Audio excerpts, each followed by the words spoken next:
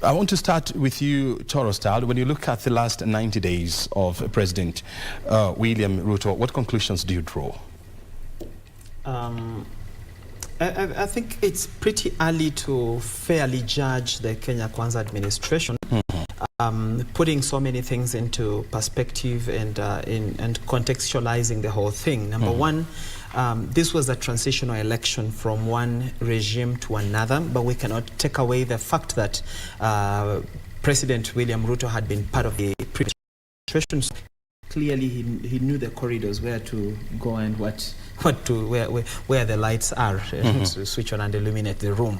So and then also we had the controversy around the election, which took us into the Supreme Court and all that. So that also ate into his time of settling down.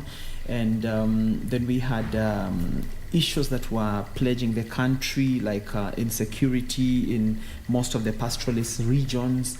We had drought and famine in most parts of in about 23 counties. So there was a lot to settle down to.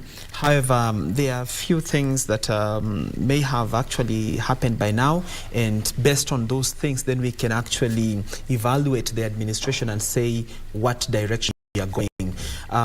For the first 90 days, we have seen a lot of things happening in the space.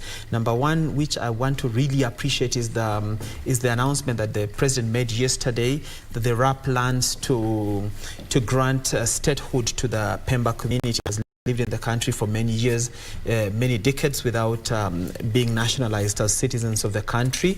In this time and age, we should not be having a community being disenfranchised in terms of getting basic services because of their status.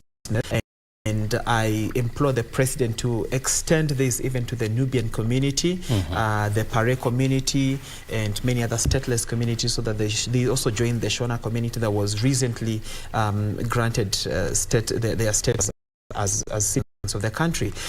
So when we look at that's a very good thing that has happened.